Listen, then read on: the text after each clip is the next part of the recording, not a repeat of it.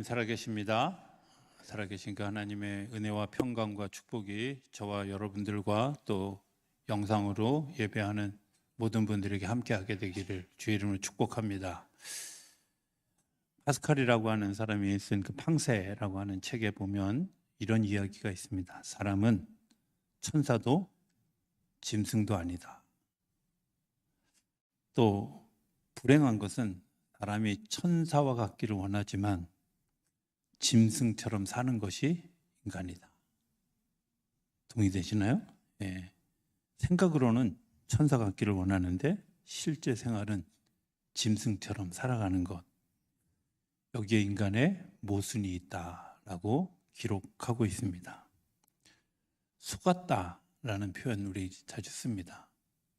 속았다고 하는 것 때문에 마음의 분노를 일으킵니다. 그런데 더 분노가 일어나는 것은 자신에게 속을 때입니다. 괜찮은 사람인 줄 알았는데 자세히 들여다보니 형편없고, 성공한 것 같은데 자세히 들여다보니 이것도 아닌 것 같고, 또 내가 할 수 있는 줄 알았는데 할 수 있는 게 없다는 것을 아는 것. 아마 이런 것들 때문에 허무함을 우리가 경험하게 될 것이라고 생각이 되어집니다. 사람에게 두 얼굴, 두 인격이 있죠. 하나는 선하고 하나는 악하고. 어떤 때 이런 것들이 묻혀 살아가는 것 같지만 어떤 순간이 되면 자신에게 이런 일들이 확 다가오는 일들을 보게 될 때가 있습니다. 큰 위험을 당하면, 또 갑자기 어려운 일이 닥쳐지면, 때로는 분에 넘치는 칭찬이나 분에 넘치는 대접을 받으면 자신도 모르는 사이에 자신의 모습이 있는 그대로 노출되어지는 때를 보게 됩니다. 프로이드는 그의 심리학 책에서 이렇게 얘기합니다. 사람에게는 두 가지 에고가 있는데, 자아가 있는데, 하나는 기대하는 자아, 슈퍼 에고가 있고, 또 하나는 진짜 자아, 트루 에고가 있다는 겁니다. 이 기대하는 자신과 실제 자신이 간격이 좁은 사람은 평화롭지만, 그렇지 않은 경우는 공허하게 되고 뭔가 늘 갈망하는 일들을 경험하게 되어진다는 거죠. 마음속에 허풍이 심한 사람은 고민이 많습니다. 그러나 애당초 자신을 낮추고 살아가는 사람은 그것들 가운데서 자유하게 되는 것을 보게 됩니다. 오늘 베드로의 얘기를 좀 했으면 좋겠습니다. 우리가 잘 아는 마태복음 16장에 나오는 이야기입니다. 어느 날 베드로에게 예수님이 물으셨습니다. 아니, 베드로에게 물으신 것이 아니라 제자들에게 물었는데 베드로가 대답했죠. 베드로에게 너는 나를 누구라느냐 물으실 때 베드로는 정말 아주 명언과 같은, 그리고 정말 이렇게 간결하게 답할 수 있을까 싶을 정도로 명확한 답을 예수님께 고백합니다. 주인이십니다. 그리스도이십니다. 살아계신 하나님의 아들이십니다. 정말 어떻게 이렇게까지 할 수 있을까라고 생각하는, 예수님도 감동하셔서 그에게 칭찬하십니다. 가끔은 예수님이, 또 가끔 하나님이 우리에게 칭찬하시고 또 우리에 대해서 말씀하실 때 저게 진짜 나야? 이렇게 생각할 만한 질문들을 답을 듣게 될 때가 많이 있는 것을 보게 됩니다. 예를 들면 여호수아가 이제 가나안 땅에 들어가기 위해서 가나안 땅을 점령하려고 할 때 하나님이 여호수아에게 이렇게 얘기합니다. 내 평생에 너를 능히 대적할 자가 없으리니 내가 모세와 함께 있었던 것 같이 너와 함께 있을 것이니라. 저는 이 대목에서 이런 생각을 해요. 내 평생에 능히 너를 대적할 자가 없다. 굉장하지 않습니까? 이제 지금부터 싸우는 모든 싸움은 부부 싸움을 포함해서 한 번도 지지 않겠다는 거예요. 얼마나 놀라운 축복이에요. 그런데 그 축복의 말씀을 들었을 때 진짜 그게 나야? 이런 생각이 들지 않을까요? 하나님은 우리에게 커다란 것, 아주 조그마한 것이 아니라 정말 내가 상상할 수 없는, 내가 생각할 수 없는 놀라운 축복으로 우리와 함께 하신다. 우리를 향한 기대가 그저 그냥 좁쌀만한 기대가 아니라 정말 대단한 기대. 그래서 베드로에게 너를 더 이상 시몬이라 하지 말아라. 베드로라 하라. 내가 너에게 천국 열쇠를 주겠다. 아파트 열쇠 주겠다는 거 아닙니다. 차키 주겠다는 거 아닙니다. 하나님이 우리에게 천국 열쇠를 주겠다. 더 놀라운 것은 내가 땅에서 매면 하늘에서도 매고 땅에서 풀면 하늘에서도 푸는 권세를 주겠다. 내가 복을 이야기하면 복을 누리는 그런 능력을 주시겠다. 너무 좋지 않을까요? 너무 행복하지 않을까요? 아마 저라면, 제가 베드로라면 아마 기대에 부풀고 너무 행복해서 마치 하늘에 올라가는 것 같은 그런 마음을 가지게 되었을 거라고 생각이 되어집니다. 그런데 그때 예수님은 또 엉뚱하게 21절에 이렇게 얘기합니다. 내가 십자가를 지고 죽을 것이다 라는 겁니다. 칭찬에 도취해 있는 베드로에게 이 말은 되게 충격적이었습니다. 굉장히 충격적이죠. 저는 이렇게 생각합니다. 그 일들이 당황되어진 베드로가 예수님에게 그렇게 하시면 안 됩니다 하고 이야기하죠. 아마 세 가지 정도의 생각을 하기도 할 수 있을 것 같아요. 예수님, 제가 메시아에 대해서 들었는데요, 메시아는 그렇게 비참하게 죄인으로 죽는 분이 아닙니다. 영광 중에 오시는 분입니다. 당신은 지금 그 영광을 받으시기 합당합니다. 죽음이라니요, 말도 안 되죠. 두 번째 생각은 이런 생각 아니겠어요? 지금 예수님의 인기가 장난 아닙니다. 아시잖아요. 예수님이 절대 지지율, 요즘 식으로 얘기하면 절대 지지율이죠. 90%를 상회하는 그런 지지율을 가진 당신은 왕이 되실 분이지 죽으실 분이 아닙니다. 또 하나는 예수님, 제가 있지 않습니까? 제가 죽도록 충성하겠습니다. 아마 이런 얘기들이 베드로가 지금 하고 있는 얘기라고 생각이 되어집니다. 그런데 그때 예수님이 아주 충격적인 이야기를 베드로에게 합니다. 사탄아, 내 뒤로 물러가라. 제자에게 사탄이라고 했습니다. 방금 전에는 베드로가 될 것이다, 베드로라고 얘기를 했는데, 교회를 세운다고 얘기했는데, 천국 열쇠를 준다고 했는데 사탄이라고 이야기합니다. 뭘 얘기하는 걸까 생각해 보면 이런 거 아니겠어요? 천국 열쇠를 가진 사람이지만 생각을 잘못하면 사탄이 될 수 있다는 거예요. 사탄이 집어넣은 생각을 내가 가지고 있으면 사탄이 되어져서 그 뒤에 예수님이 이렇게 얘기합니다. 너는 나를 넘어지게 하는 자로다. 내 생각이 잘못된 것 때문에 나만 넘어지는 게 아니라 예수님 자신도 넘어지게 하는 자다. 사탄아, 내 뒤로 물러가라. 예수님이 자리를 바꿉니다. 어떤 자리? 내가 사단과 마주하고 있는 자리에서 나를 사단의 뒤에 서게, 사단과 그 거리를 두고 예수님이 중간에 서게 하는 자리를 바꿉니다. 내 뒤로 물러가라. 주님이 사단과 마주하고 서는 겁니다. 주님께서 우리에게 그렇게 얘기하시면서 이야기한 세 가지가 있습니다. 하나는 자기를 부인하고 자기 십자가를 지고 나를 따라오너라 하는 얘기입니다. 오늘 본문의 이야기는 그런 이야기라고 생각이 되어집니다. 자기를 부인한다 하는 말, 산을 오르는 것이라고 저는 이해했습니다. 자기를 부인한다는 말이라고는 세하우톤이라고 하는 단어를 쓰는데요. 이것은 자기가 스스로 자기를 부인하는 거예요. 산을 오르는 일은 누가 밀어줄 수 없습니다. 그것은 내가 결정하고 내가 기꺼이 가야 할 수 있는 일입니다. 얻고 갈 수 있다면 좋겠죠. 그러나 그럴 사람이 없습니다. 누가 밀어줄 사람도 없습니다. 얼마 전에 갔던 워킹 위드 지저스라고 하는 그런 그 프로그램 가운데서 걸으면서 예수님을 생각하고 예수님과 더불어 같이 걸어가는 그런 취지의 걸음.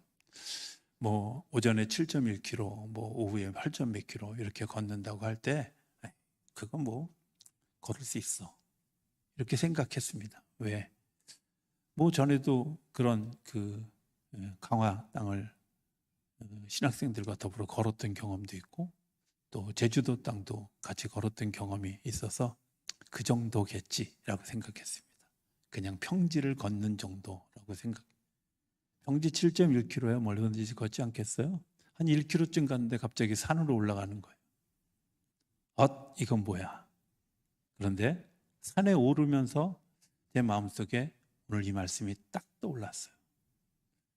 사실은 제가 그 프로그램에 참여하면서 하나님 사순절 동안에 이 6주 동안에 하나님께서 우리 성도들과 같이 나누고 묵상해야 될 말씀들을 저에게 주셨으면 좋겠습니다. 그 말씀들을 묵상할 수 있는 기회가 됐으면 좋겠습니다 라고 생각했는데 이 말씀이 생각이 났어요. 산을 오르는 것 다 오릅니다. 그런데 산에 올라가서 기쁨을 누리는 사람은 억지로 올라간 사람이 아니라 기쁨으로 올라간 사람입니다. 마지못해 올라간 사람이 아니라 감사함으로 올라간 사람입니다. 불평하며 올라가는 사람이 아니라 내가 기꺼이 자원해서 올라가는 사람. 올라가면 무슨 일이 있을지 모릅니다.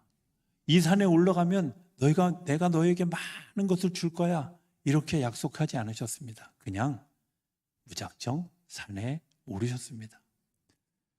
예수님이 자기를 부인하고 나를 따르라고 얘기할 때 마태복음 19장에 보면 베드로가 이렇게 얘기합니다. 저희가 모든 것을 버려두고 주님을 따랐습니다. 맞죠? 베드로는 배와 그물을 버려두고 예수님을 쫓았어요. 그런데 그 뒤에 질문이 이렇게 질문합니다. 우리에게 무엇을 주시겠습니까? 하나님은요, 우리에게 무엇을 주신다 약속하지 않아요. 어쩌면 무엇을 주신다고 약속하지 않을 만큼 큰 것을 준비하고 계셔요. 내가 그것을 부인한 조건으로 주는 것이 아니라 그것을 부인해야만 볼 수 있는, 기꺼이 산을 올라야만 볼 수 있는, 기꺼이 산에 올라간 사람만 볼 수 있는 일들을 주님께서 준비해 두고 계신 거예요. 그건 말로 설명해서 되는 게 아니라 가서 보아야 된다는 거예요. 자기를 부인하는 일은 그런 거죠. 내가 그것을 기쁨으로 산에 오르면서 그런 생각이 들었습니다. 제가 정말 기쁨으로 찬송하면서 가겠습니다. 점점 어려워집니다. 힘들어집니다. 굉장히 힘들었는데 제 마음속에 하나님께서 주시는 감사함, 그런 일들로 그 걸음을 올라갈 수 있도록 주셨다는 겁니다. 두 번째는 자기 십자가를 지고 가는 얘기입니다. 나는 무리에 있나 아니면 제자인가? 몇 년 전에 나온, 한 10여 년 전에 나온 책에 팬입니까? 제자입니까? 라고, 또 1990년대 초반에 나왔던 후안 칼로스 오르티즈라고 하는 목사님이 쓰신 제자입니까? 라는 책에 아마 소두에 그런 이야기들을 몇 번 썼던 걸 제가 기억합니다. 당신은 무리 속에 있습니까? 제자입니까? 무리와 제자를 구분하는 가장 좋은 방법은 이런 겁니다. 어떻게 기도하느냐. 주님, 제가 십자가를 피할 수 있게 해주세요. 기도하는 사람은 무리입니다. 그러나 주님, 제가 십자가를 지겠습니다라고 기도하는 사람은 제자입니다. 우리가 어떤 기도하고 있나요? 하나님, 안전하게 해주세요. 편안하게 해주세요. 내가 누리게 해주세요. 하나님, 내가 굶지 않게 해주세요가 아니라 더 많은 것을 얻게 해주세요. 그래서 피하게 해주십시오. 이렇게 기도하지 않나요? 무리에 있습니다. 제자의 기도는 주님이 가시는 그 길을 내가 같이 십자가를 지고 가겠습니다. 하는 거죠. 같이 십자가를 지고 가겠습니다. 예수님이 우리에게 가르쳐 주신 기도, 보여주신 기도, 너무나 잘 아는 기도. 겟세마네 동산에서 기도하실 때 할 수 있거든 이 잔을 내게서 옮겨주십시오. 그러나 내 뜻대로 마옵시고 내가 아버지의 뜻대로 하여 주시옵소서. 제가 기꺼이 십자가를 지겠습니다. 예수님이 지신 십자가는 형벌이 아니라 우리를 위해서 베푸신 사랑이고, 그 십자가를 통해서 생명이 일어났고, 그 십자가를 통해서 하나님의 역사가 일어나게 되어졌다는 겁니다. 지난밤에 밤이 돼서 비로소 이제 주중에 다른 곳에 가서 좀 설교를 해야 될 일이 준비되어지지 않아서 그 일들을 좀 하다가 잠자는 시간을 놓치게 됐어요. 늦은 시간에 이제 누웠는데 잠에 도통 오지 않는 거예요. 그래서 하나님께 기도하는데 하나님이 문득 저에게 회개하고 하게 하기도 하고 깨닫게 해주시는 사건이 있었어요. 십자가를 진다고 하는 그런 이야기 때문에 제 마음속에 되게 불편한 구석들이 있었던 거예요. 늘 목회하면서 가면서 불편하게 하는 분들이 교회마다 있었어요. 어떤 때는 교인들만 있는 게 아니라 때로는 주변에 있는 목회자들도 또 주변에 있는 사람들로부터도 굉장히 오해 섞인 시선들을 많이 겪곤 했었습니다. 전 목회지 같은 때는 그 신방 8가정이니까 8명이니까 신방 맘먹고 하면 한 주문 다 하는데 쟤는 뭐가 저렇게 바빠 이렇게 얘기할 만큼 나는 열심히 했는데 욕먹었어요. 튀어서 욕먹고 이런 일들을 겪었어요. 양문교회 가서 또 목회를 굉장히 열심히 저는 했다고 생각합니다. 근데 어느 날 아주 우연한 일로 앞에 이야기를 다 할 수는 없지만 아주 우연한 일로 당회석상에서 장로님으로부터 아주 모욕적인 이야기를 들었습니다.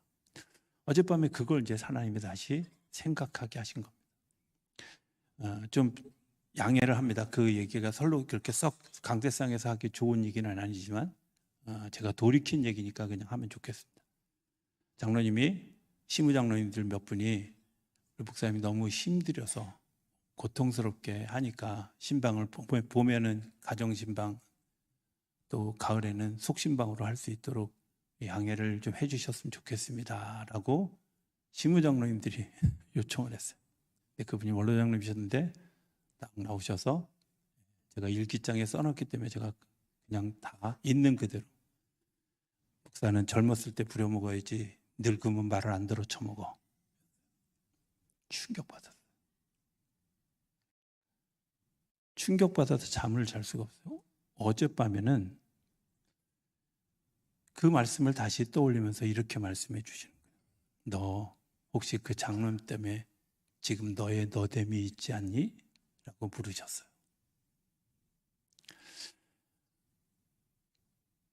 나를 향한 소리가 그분이 정말 교회를 위한 이야기였고 사랑함으로 한 이야기가 그 속에 1%라도 섞였다면 거기에는 하나님의 음성이 포함되어 있지 않을까요? 돌이켜 생각해 보면 그 일로 마음이 불편하고 힘들었지만 오히려 그곳에 있는 10년 동안 그 장로님과 또 때로는 애매하게 때로는 좀 불편하게 시간이 지나갔고 그리고 그분의 장례식에 시를 쓰면서 부딪혀 오는 것 때문에 되게 힘들었던 시간들이 있었지만 돌이켜 생각해 보면 그분이 있었기 때문에 그분이 그런 시선으로 바라보아 준 것 때문에 내가 나댈 수 있었음을 이해합니다. 십자가는 주님이 지라하실 때는 거기에 특별한 이유가 있을 거라고 여겨집니다. 그걸 내가 더 단단하게 더 든든하게 하나님 앞에 서게 하기 위해서 우리를 부르시는 부름의 자리. 어떤 분이 그 산에 오르는 기간 동안에 어떤 목사님이 그런 얘기를 하는 것을 들었어요. 이 골짜기가 평평해져라. 명령해서 걸어갔으면 좋겠다. 그런 표현을 했대요. 제가 그때 속으로 그런 마음에 아니요. 저는 험한 골짜기라도 찬송하며 가겠습니다. 험한 골짜기에는 하나님이 그만한 이유가 있습니다. 내가 찬송하며 감사하며 가겠습니다. 무리에서 제자로 가는 길은 이런 거죠. 세 번째는 나를 따르라 하는 겁니다. 제자들이 그 앞에 나아온지라 하는 부분입니다. 저는 세 가지로 생각하면서 얘기할 수 있습니다. 하나는 전적으로 수락하는 겁니다. 아멘 하는 거죠. 제가 요즘 일기장에 많이 쓰는 말이 있습니다. 토달지 말아라. 주님이 2번 말하게 하지 말아라. 유기성 목사님도 오셔서 그런 얘기 했잖아요. 토달지 말아라. 2번 말하게 하지 마라. 제가 유독 하나님 앞에 하나님 그건 아닌데요. 그리고 따지고 질문하고 했던 수많은 시간들 돌이키면서 그렇게 생각합니다. 그래요. 내가 주님을 이해할 수 없는 거 당연한 거죠. 주님이 나보다 훨씬 더 큰데, 주님의 생각이 나보다 훨씬 더 긴데, 그래요. 내가 이해할 수 없지만 아멘하는 거죠. 어제 우리 성경 공부하면서 그런 얘기 했어요. 요한복음 2장에 나오는 이야기. 예수님이 그 집에, 그 잔치집에 술이 떨어진 걸 알았습니다. 어머니가 예수님에게 이야기합니다. 술이 떨어졌어. 예수님이 아주 천연덕스럽게 이렇게 대답합니다. 그게 나하고 무슨 상관이 있어요? 내 때가 아직 이르지 않았어요. 그런데 어머니가 하인들에게 얘기합니다. 예수님에게 이미 초청해놓고 하인들에게 이분이 하라는 대로 해라. 명령하는 대로 해라. 예수님이 얘기합니다. 항아리에 물을 채우라고. 거기는 사람들의 발을 씻는 물이에요. 결코 좋은 물을 먹을 만한 물을 담는 곳이 아니에요. 그런데 그곳에 물을 가득 채우게 합니다. 그리고 그곳에서 떠다가 연회장에 포도주를 기다리는 사람에게 갖다 주라고. 네, 당연히 글쎄요. 그래도 돼요? 라고 물을 텐데 그때 그 대목에 똑같이요. 아멘 하는 겁니다. 토달지 말라는 겁니다. 왜? 주님의 능력이, 주님의 역사가 그곳에 있을 것이기 때문입니다. 주님이 나에게 말씀하셨다면 그것은 주님이 일하실 것을 예고하는 것이고 내가 그것에 대해서 전적으로 수락하는 거죠. 2번째는 주님이 말씀하시는 가르치는 대로 그냥 가는 겁니다. 하나님 그 길은 좁은 길이에요. 험한 길이에요. 갈 수 없는 길이에요. 아니요. 갈 수 없는 길을 가게 하시는 하나님의 능력을 경험하는 길입니다. 위험한 길이에요. 아니요. 그 위험한 길을 안전하게 보호하시는 하나님의 역사가 있는 길입니다. 광야는 농사를 지을 수 없는 땅입니다. 하늘만 쳐다봐야 되는 땅입니다. 그런데 그 길을 40년을 걷게 하셨습니다. 주님이 가르치신 대로 가는 거죠. 3번째는 전적으로 위탁하는 겁니다. 운명을 맡기는 겁니다. 내 삶을 맡기는 것.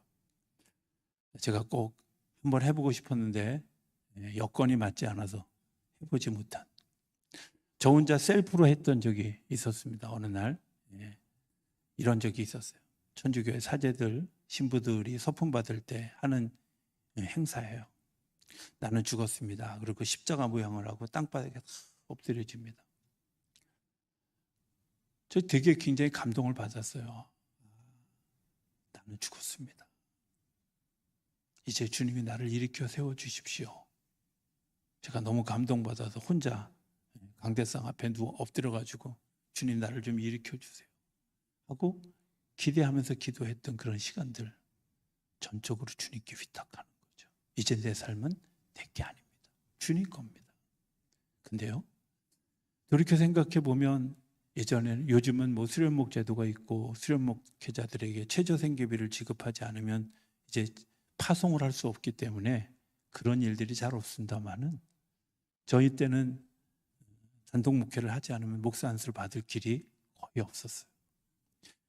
교인 몇 명 안 되는, 뭐 거의 없는 그런 그 교회에 파송받아서 제가 첫 해에 교회로부터 받은 사례비가 1995년도에 12만 원이었으니까 최저생계비에도 못 맞추는, 못 되는 그런, 한 번도 제가 굶어본 적 없고요.